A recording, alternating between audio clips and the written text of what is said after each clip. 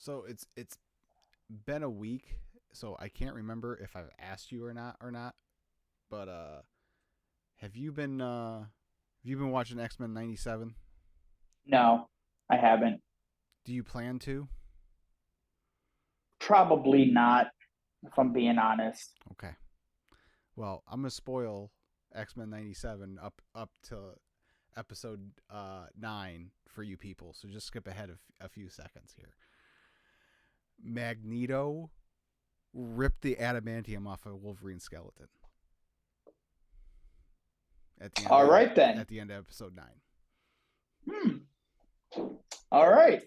I've heard it's incredible, It's but I like, fucking awesome. yeah, I don't know. I'm like, I don't know. I'm in this weird thing where I'm not wanting to watch anything new right Sure, now. sure. Kyle hasn't been watching it, which is I like I.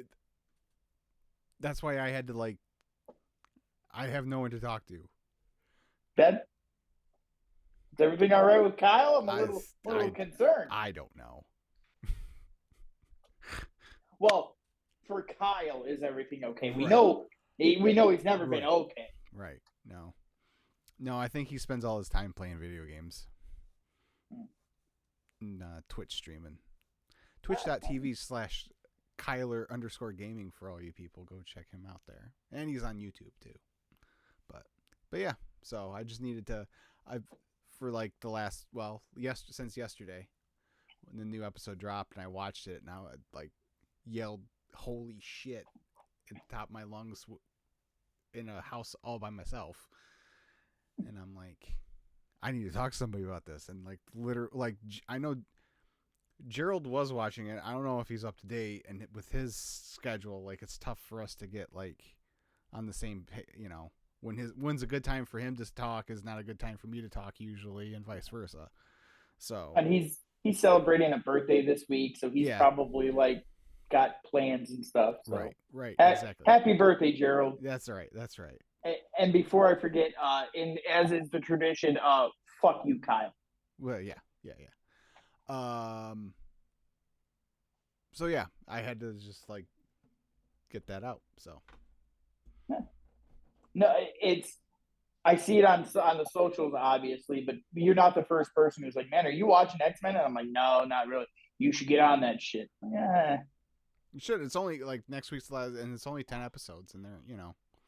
So it's each one's half hour, maybe a little more, a couple are a little less, and they all there's one I think it's episode 4 that was kind of but other than that they've all been bangers. So well, I binged the entire Tales of the Empire yesterday. did you? Yeah, that wasn't worth. That's not worth anybody's time Okay. unless you just absolutely have to know the background on like two characters that have been involved in some of the spin-off shows. Okay. Noted. Yeah, no, I wasn't planning on watching that anyhow. So thanks for the heads up. Yeah, good move. All right, cool. Well, welcome back, Chris and Matt's Wrestling Pod. Not sure how much wrestling we'll talk about today, but we'll talk about some. Dude, like 3 months ago, you were like, "This is the," or it might even been 6 months. You're like, "It's the Chris and Matt's whatever pod." Yeah, I know. And then wrestling got good again for a minute, and I'm still having a good time, but I know you're not, so it's I don't want to force you into stuff. So, Oh, um, man. And go ahead. um, real quick, I showed this on the late night grin stream. Well, one of them the other night last week, but so Kingston loves his monster trucks, right? And Mikkel's been on Facebook Marketplace and all these monster truck mom groups and all kinds of shit, buying all these monster trucks secondhand. So last week she gets this giant box with a garbage bag inside full of monster trucks. One of them was this Triple H monster truck. I'm like, yoink! I'm taking that one. That one's mine. Don't let the boys see that. That one's mine, kid. Yep. So That's awesome. yeah, yeah, yeah. But so yeah. Yeah, I actually was on LNG twice last weekend. Yeah, you guys like the show so much, you went and did a recap immediately after, eh? Yeah, yeah. So, Good stuff. and they were the wife and kid were up at the in-laws after his soccer game in the morning. So I was like, when they were talking about the possibility on Friday night, I'm like, hey, I'm available. So yeah, just let me know. And it was like, it was one of those things that basically it was like, if this AJ Cody match delivers, we'll probably be on it, because that was the one that we were pretty pumped for. And so I take it from your face, you didn't enjoy it. It was a solid match. Okay.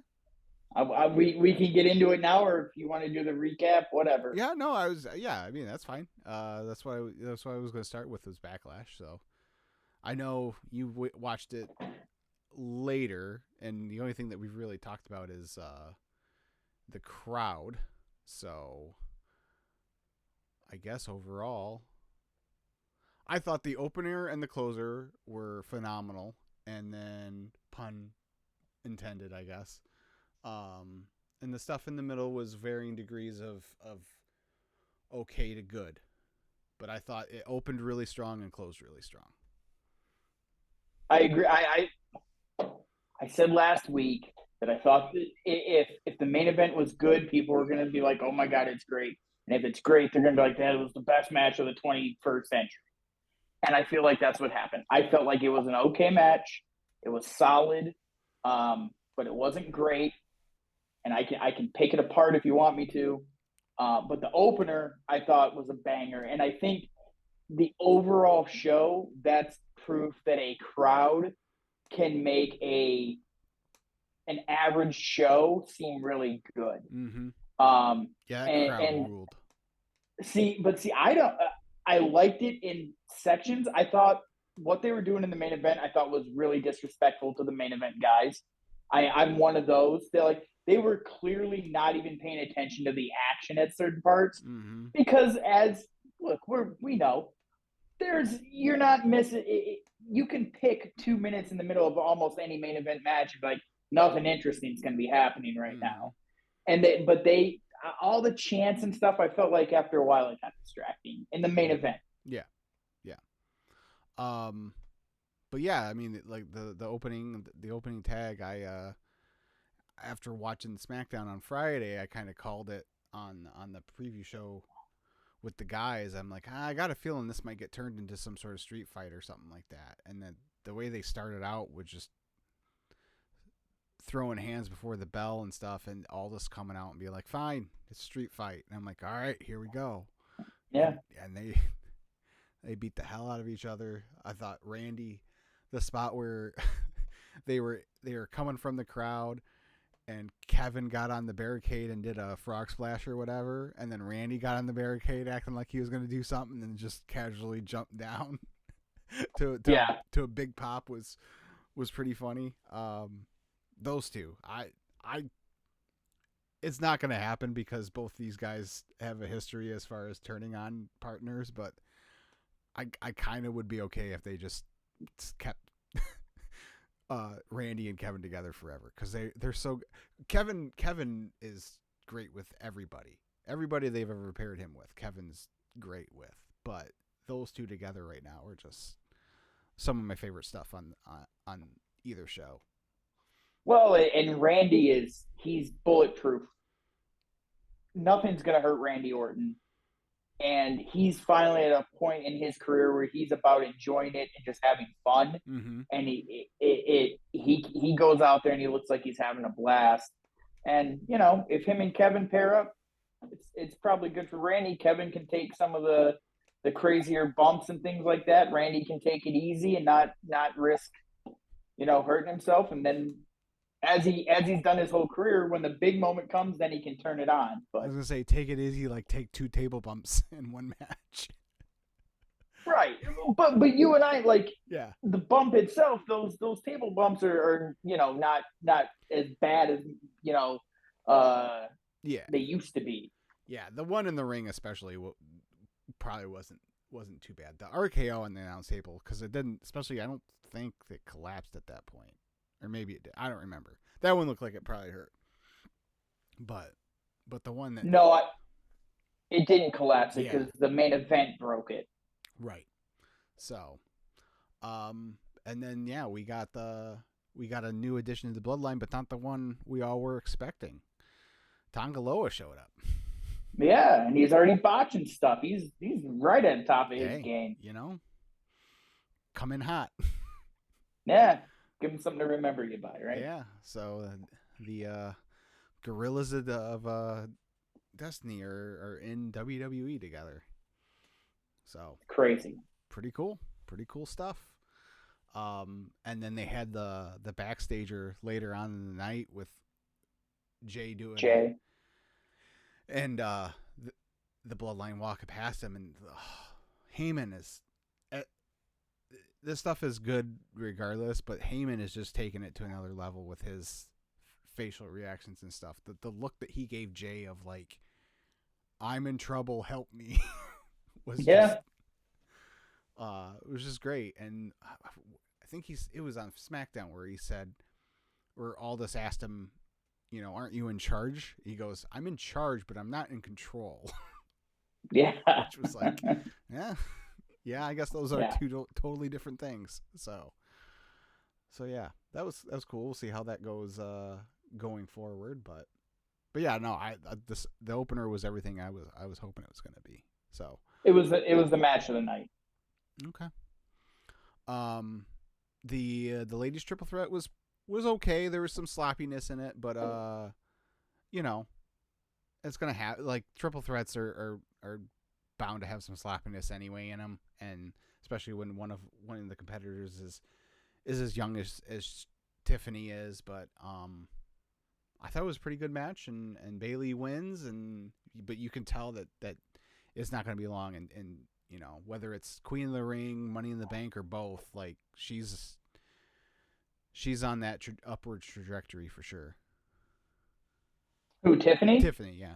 Okay. You said Bayley wins, and she's on. Sorry. Yeah. No, they're good. Well, this is supposed to be the new era, so we'll see. It definitely feels like she's got a ton of momentum right now, and if they wanted to kind of skyrocket someone up the card, now's the time to do it. And especially on SmackDown, where, you know, they just lost Damage Control, which has been a central part of their women's division for a few years. It'd be the perfect time to move her up and get her going. So yeah. The World Heavyweight title match, it was okay. I liked the interplay between Priest and the rest of the Judgment Day, especially at the post match where JD and Finn were still putting the boots to Jay, and Priest was like, knock it off.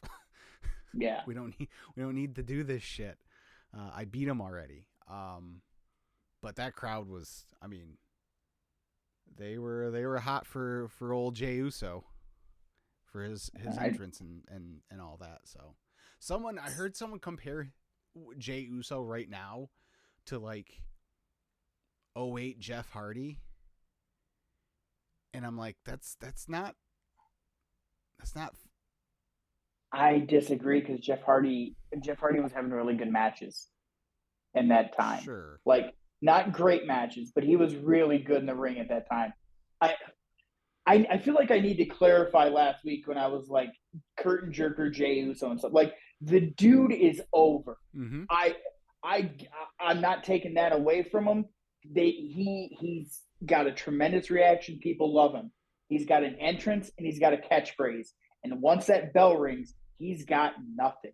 All he did in that match, super kick, chop, throat thrust, punch, chop, dive through the ropes. That's all he can do. And you know, part of the beauty of how hot WWE is right now, you don't have to be unbelievable in the ring to feel like a megastar, right, or a superstar, because we already have a megastar. Yes. There's it's kind of an example of what I'm mentioning here. He's not the greatest in the ring either, right. But damn, do people love him. like you can't deny that he's hot, but I can't help but think like once people start to figure out he doesn't have a lot to offer in the ring and he's not winning any of the major titles anytime soon, I wonder how long it can last. It'll last as long as however long Jimmy's out with injury for. Sure.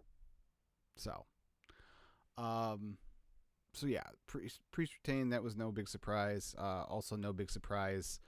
We have new women's tag team champions as Bianca and Jade defeat Kabuki Warriors.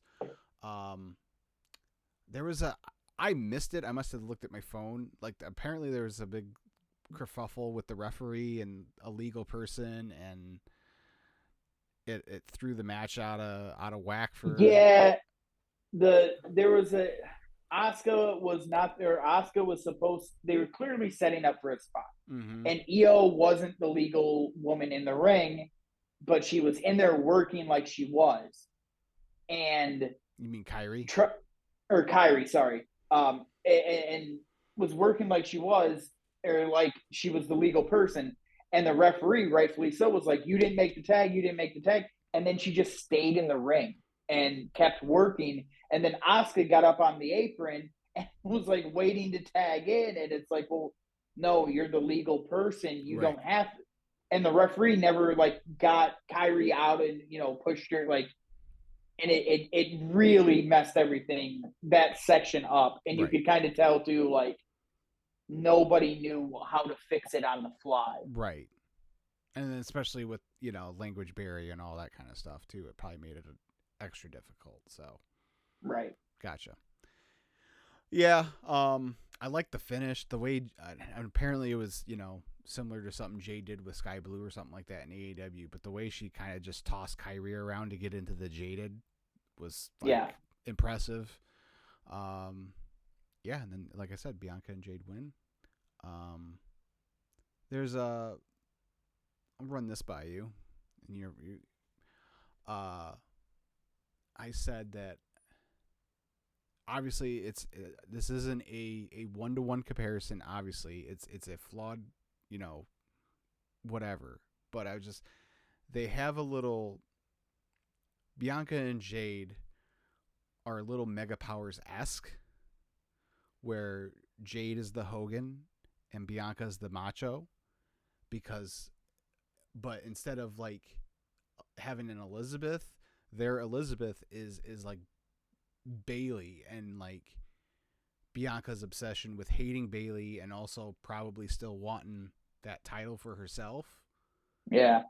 And it's like even the match, for a large part of the match, reminded me of an old Mega Powers tag where it was Bianca taking the heat for that extended period of time and like trying to get over to make the tag to Jade, and like she's not there, like Hogan wasn't there for whether he they pulled him off the apron or whatever, and then finally the tag gets made and the good guys prevail finally. But so that was something that kind of came to me over the course of Friday and Saturday. I'm like, like I said, not a perfect 1-to-1, but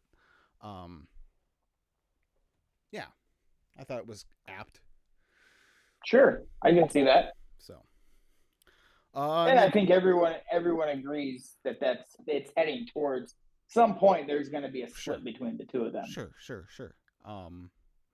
But hopefully it's after a lengthy tag team title reign. Though I guess they're both in King of the Ring matches tomorrow. So, or Queen of the Ring, sorry. Yeah. They announced 3 of the matches. We'll get to that here in a second. And then the main event. So what didn't you like, Matt? It's all right. So what, 5-6 minutes into the match, they do the little thing where Cody's been trying to hide a shoulder injury, right? Mm-hmm. And Cody might have got hurt, blah blah blah. And AJ works the body part for like a minute and a half, and then just doesn't go back to it to the rest of the night, the rest of the match. I'm like, all right, whatever. Then they botch the thing in the move in the Cody has him in the suplex. AJ's supposed to drop down the backside, get him in the electric chair. They botch it. Cody hits the ground and sells his back like he's been hitting the back with a sledgehammer. He's goes and stands in the corner. AJ picks him up, puts him in the electric chair, drops him, and Cody just lays there. Not a like just like no sell whatsoever. And I'm like, all right, that's a little weird. And then there's the right before the table spot, he gets brain busted on the apron, right? Mm-hmm. He just got dropped on his head. His back's killing him, right? So then they do a spot where AJ jumps into him and Cody just catches him and powers him over, All-American boy, right through the table.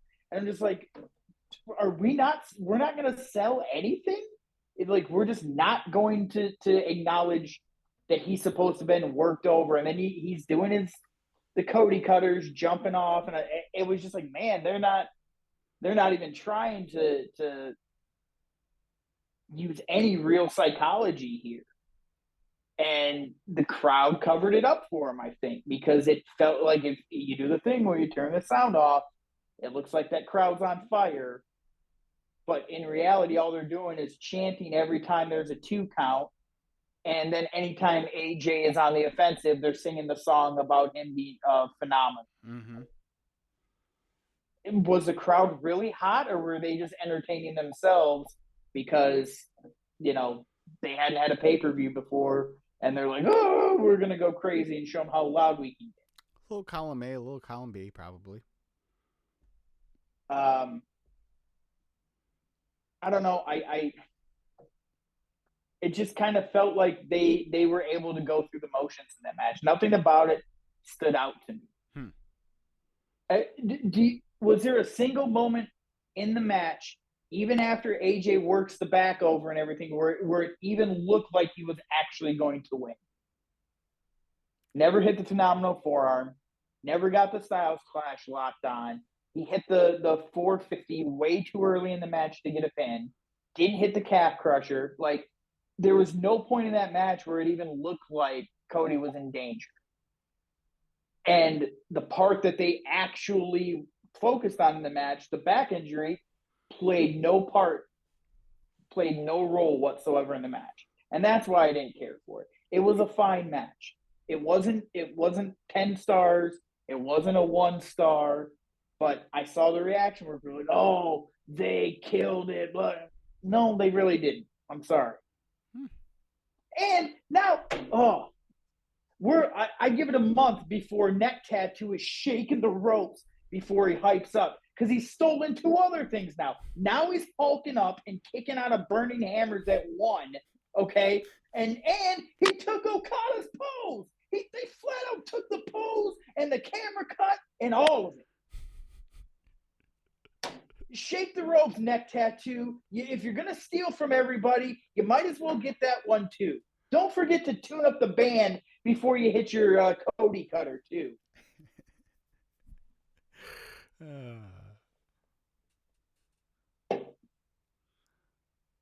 I loved it. I thought it was AJ's best match since the Bryan match during the pandemic for the Intercontinental title. That one SmackDown that went like 3 commercial breaks or whatever. I thought it was Cody's best non-Seth Rollins match, probably. Oh, and the other thing, I forgot about this. He's the champ now. He's the guy. Mm-hmm. You got to make your shit look good. The dusty elbow, and he wasn't within 6 inches of AJ's head. Just nowhere close. The disaster kick, nowhere close. Like, dude, you're working on top. You can't make it that obvious. Like, I understand you're not trying to kill each other, but come on, don't insult the audience either. and that's been something that's bugged me about him for years. And you and I have talked about that, Right. how Right. fake his stuff looks. Yeah. But he's the leader of the new era. Hey, he got the Judas treatment. They finished the song Yeah. for him. Yeah. That's I wonder how long before that gets like people get sick of that. It feels like it's gonna happen, but I mean, it took 5 years for people to get sick of Judas, so I'd say 3 because they weren't really singing it until the cruise, and then people were kind of he wasn't getting as big of a reaction with that last year. I feel like, but yeah. So, all right. Well, that was Backlash. So on the pre-show, on the kickoff, on the panel was one CM Punk, and he's, I mean, obviously, duh, but like he's really good at that. yeah, Like I didn't see all of it. I caught maybe like the last, I don't know, 15 minutes. But him and Biggie both are both really good at that stuff. I think what it is now that they're not being hyper produced, they're able to explain to the audience from the characters, wrestlers' perspective what's going on, what is going through these people's heads and stuff. And it really helps tell the story a lot better than they do with their video recaps Yeah. and like it's amazing how just having a little bit of insight from someone who's done it can change how the presentation comes off. Because it's way different than when it's like Rosenberg or Sam Roberts or Yeah. one of those other guys. Yeah. They were talking about the Bloodline tag match, and Biggie brought up God and talking about Tamatanga, and the look Punk was Yeah. Punk's like what and he thought it was like directed at him of like, I can't believe you know that stuff, and he's like, I know my stuff, and Punk's like, no, like I'm not used to us being able to talk about this stuff. So anyways, he does that, and then proceeds to get locked in HQ all weekend. Yeah. It's pretty funny. That was kind of fun. Yeah, it was a good funny stuff. little bit. I think if they were going to actually do it, though, they should have committed to him filming videos like at night where you can clearly see, Yeah. like, oh, yeah, the building's closed, whatever. But yeah, I like the him going to Bruce Pritchard's office and changing the nameplate to Jim Hurd. Yeah. Yeah. That and the ball taps on the statues were. Yep. Cup checks on all the bronze statues. Yeah. And they've just got refrigerators full of drinks and food everywhere. So yeah, and then that led to him being on Raw Monday again, and him and Drew being two ships passing in the night. Drew leaves Raw and in like a Ferrari or something, and then here comes Punk in a classic Camaro, and does the calls out Drew, even though he knows Drew's not there, stuff, and calls him a coward and all that kind of stuff. And but yeah, so they're doing the best that they can of keeping this going without, I mean, maybe they have an idea without us really having an idea of when exactly they plan on doing this match, whether it be Scotland or all the way in SummerSlam. Yeah, it seems like people are really interested in it. It's every time I'm on socials, people are reacting positively to it. I mean, I'm a Punk fanboy, so Right. unless he really cracks the bed, I'm usually gonna like what he's doing. And this is all things considered with the injuries, they're doing a great job with it. Yeah. Yep.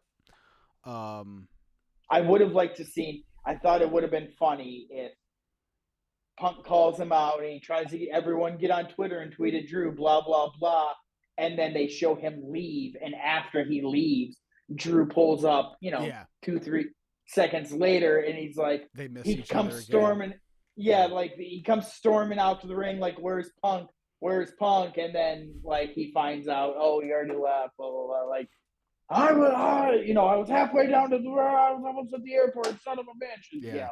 Yeah. Yeah. Pat actually did tweet at Drew the picture of Punk in the ring. Yeah. What did you think of Punk's shot at the choke artist comment? Whatever. To me, like, that could have meant the Perry thing, or it could have meant, his UFC career. Like, Pat's the one that made it, Yeah.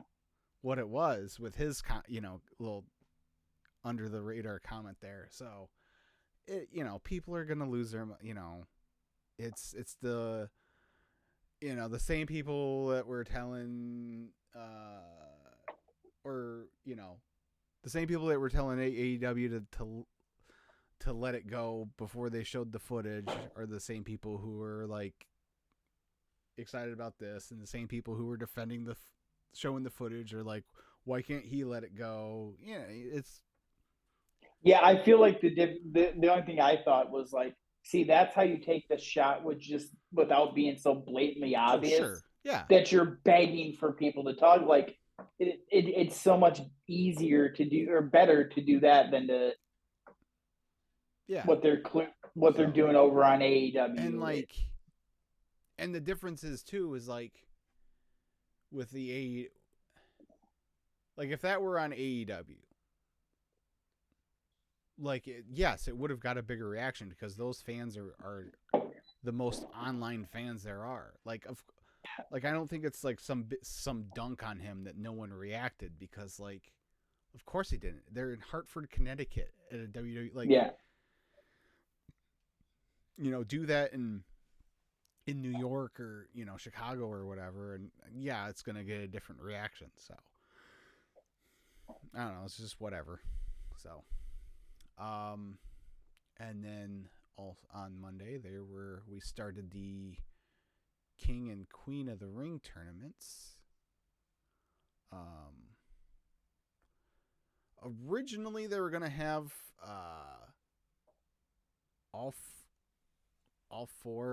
all 8 matches, and then they changed it and it was like, actually we're gonna do 3 of each, and the other ones for the men and women are gonna be on the live events this weekend,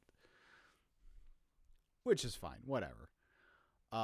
We have the full men's bracket. We do not have a full women's bracket yet. But so on Raw we had Gunther versus Sheamus was the main event. And they did what you expected them to do, beat the hell out of each other. I think the better match was Ricochet Dragunov. That match ruled. I didn't see it. Yeah, that match was really good.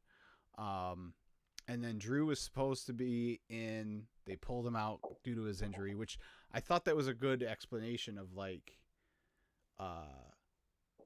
because when he was complaining about getting pulled, and like Pierce is like, look, we wouldn't have even known, but you're the one who said that you were hurt, so I had to do my due diligence and get you checked out, and thus you're not cleared to compete. So right. So yeah. It's funny how one little line of dialogue can change. Like, hey, at least we don't have a plot hole here. So then sometime this weekend, Kofi and Rey Mysterio are gonna wrestle to see who advances. So why would you not get that on TV? Like whatever. That honestly is probably a match that's gonna play more at a live event than it would on TV anyway. Yeah, but I'm just thinking like if you're announcing that's a match in the tournament, Mm-hmm. like when are Kofi Kingston and Rey Mysterio going to get in the ring against each other again? They're perennial baby faces. Sure. Like, I don't know. I kind of like that they like, you know, it's not something massive, but if you are going to the live events this weekend, it adds a little like, oh, cool. Like we get to see something that actually matters on television instead of great day for the people of Paducah. right, right. Um, so Gunther will face the winner of the Kofi Ray match, and then Ilya Dragunov and Jey Uso will face each other next week. We're going to get the match I want. It's going to be Gunther and Dragunov, and Uh, that's gonna slap. don't be surprised Unintended. Don't be surprised if it's Gunther Jay. I'm just because over on Oh God, the yeah. SmackDown God damn bracket, it. we've got AJ Styles versus Randy Orton.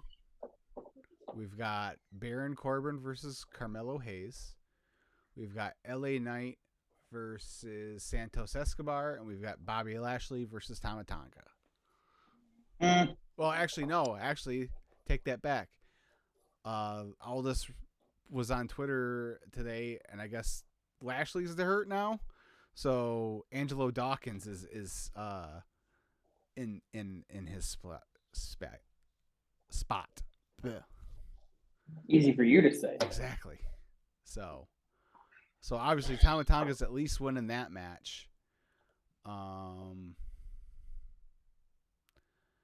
He's winning, so then I would imagine LA Knight wins, so that sets up Tonga and LA Knight in the next round.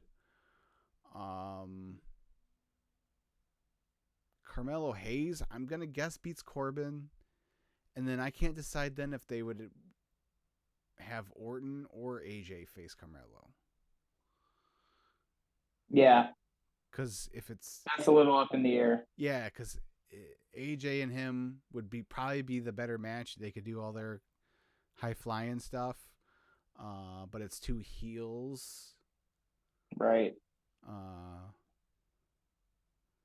But so yeah, but we could end up with because no, it'll be Orton because Orton beats AJ, then Orton beats Carmelo. Tonga versus Orton. Right. That's where Jacob debuts because they're going to KO can anticipate, Tonga Loa and Sokoa, but he's not going to be able to anticipate, or vice. You could even do that at the Saudi show. And if Jay can somehow get past Gunther, and you go Jay and Tama in the finals of the King of the Ring, you have that first little chapter in whatever this is going forward. So yeah, and then Tama can win King of the Ring just like his dad. Yeah. Book it. I don't like the idea of Gunther losing again, but whatever. No, I know. He I won't be surprised if they just go with Gunther, but I'm just kind of like, maybe though, possibly. Yeah. So especially the way that he, with Ludwig getting involved, if there's something where he gets caught, or it depends on how they have him lose. But I agree with you. I wouldn't have him losing a whole bunch now that he finally lost, but Well, and my other point about Jey Uso from before is, well, say you have him beat Gunther, that's a huge win, right? Mm-hmm. But if he doesn't win the King of the Ring, what does it really accomplish? It's just another point where main event Jey Uso didn't get it done in the big moment, because if you have him win King of the Ring, well, then that kind of defeats the storyline or the idea we were just talking about with Tama winning and whatever. No, in all honesty, if it came down to Jay and Tama, I think Jay would actually win. I just was being funny because obviously because Haku was King of the Ring, but because you have Tama win, then you've got King of the Ring, and you got Solo acting as the tribal chief, and it's just too many luminaries in one. You got the final boss, you got head of the table. There's too much going on. Oh, now you're concerned about it being complicated. Okay. But where are the elders? We haven't heard from the elders in years. Yeah, good point. So yeah, there's that. The women, like I said, they don't have a full bracket out yet. They Io Sky beat Natty on Monday. Lyra Valkyria defeated Dakota Kai, and Zoe Stark defeated Ivy Nile. And then on the live events, it's Zelina Vega versus Shayna Baszler. And then for tomorrow on SmackDown, they announced. Hold on, let me see.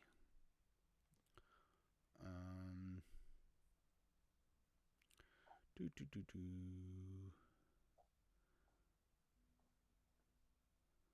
me find it here. It's Bianca versus Candice, Jade versus Piper Niven, and Naomi versus Nia Jax. Yeah. Oh, maybe they'll get involved in the Bloodline feud. Maybe. I mean, they could.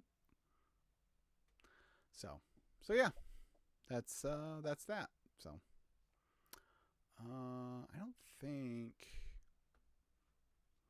I had anything else wrestling related to really talk about. No. So, what else you got?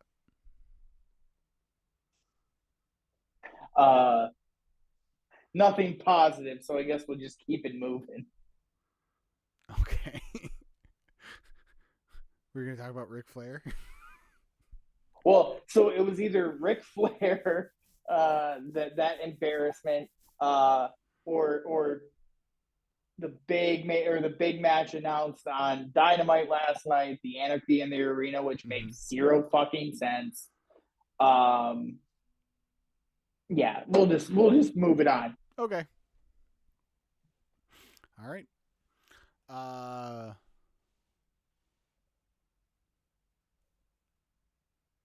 I mean, it kind of makes sense, but anyways, that's fine. None of the four guys that are Team AEW had anything to do with the company when it started. It makes no sense. If you're going to do the match, if you're going to effing do it, and clearly Kenny's going to be involved with this down the road, why is it not Hangman and Omega and two other AEW? You want to throw a Blackpool Combat? I'm guessing because Omega can't wrestle. What? Okay, that's fine. But then why is he involved in the story? Like, if he's not going to be involved with it at all in terms of a physical presence, why is he, like, making matches? But that's besides the point. This whole thing is the EVPs are out of control, right? Yeah. And they're just taking over AEW. This whole thing, this whole kerfuffle of why people got fired and suspended started because one idiot said it's his job to protect AEW. Why is he not at the center point of this part of the story? What does Eddie Kingston have to do with the heart and soul of AEW? That should be Jon Moxley, because Moxley was the first guy that was like, I'm leaving that place when they want me, and I'm coming here to make this place great. I'm not Jericho, who was told, you're old, we don't have anything for you, and then Jericho proved him wrong. It should be, it should. if it's Hangman and Moxley and Kenny Omega and one of your goddamn pillars. For years, all we heard about the pillars, but they're not around. I get it. One of them's hurt. Fine. Two of them. The other one can't. Well, two of them are hurt, and the other one is involved, and the other one's climbing a mountain somewhere. Like, hey, get your ass down. No, he's one of the only ones that's hurt. I don't know what Sammy's doing. Well, he's hurt because he got hit by a bus. If he'd been showing up to work every week, he'd probably be okay. It's just like the whole, we were going to have a big brawl because they're trying to take over AEW. Like, it doesn't make any sense to people involved. Like, what is FTR's connection to it? Oh, we just don't like the Young Bucks. Okay, but you're not an AEW original. People very much identify you with what you did before you got to that company. See, I don't think so now. I think now people identify FTR with AEW. I think they're at that point. I think guys like you and me obviously think of the Revival, but I think the majority of people think of them as AEW tag team. I disagree. But either way, there are plenty of other tag teams that have been part of AEW that would be more of I don't know, a fit in this to me. It makes, and Brian, like, why is Brian has his own stable. What is he, like, why would he end a team with Eddie Kingston, who all they've done is hate each other? Like, I understand. No, they got mutual respect for each other now. Oh yeah, right. Sure, okay.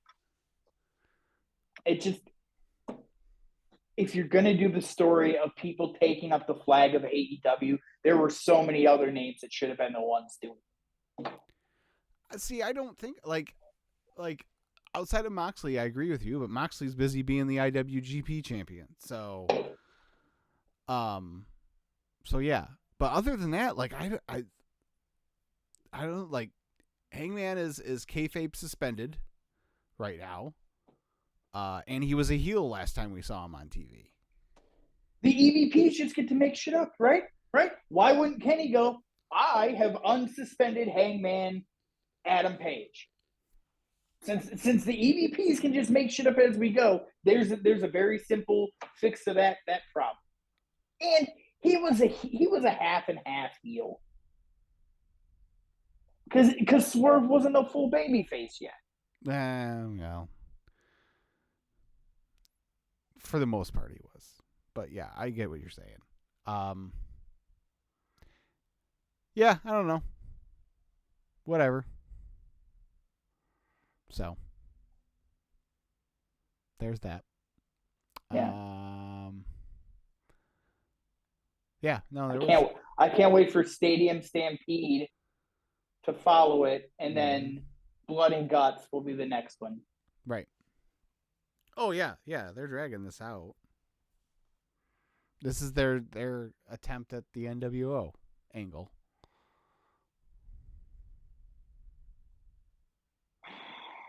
So. Oh well. EVPs will just keep adding people every week. Sure. And whatever. So. Trying to think if there's anything else non-wrestling related I wanted to talk to you about. But nothing's really coming to me. There wasn't anything major with the Lions this week. No. So. Yeah. All right, cool. I got nothing. Yeah. I'm good. All right. I got my AEW hatred off my chest, so. All right, yeah, coming in under an hour this week. Hell yeah. Good job, us. Well, since thanks Wrestling World for giving me nothing to talk about. Right. If you could be so kind as to leave a thumbs up on the video and subscribe to the channel here and tap that little bell for notifications, that'd be great about it. Tell your friends. Tell them to check the show out. I after a few weeks off, got another batch of bass covers coming out. Last week was "Separate Ways, Worlds Apart" by Journey, and I got another one coming out on Sunday for Mother's Day, so be on the lookout for that. So yeah, lots of stuff happening. So check it out, please. All right, we'll be back next week. Until then, see ya.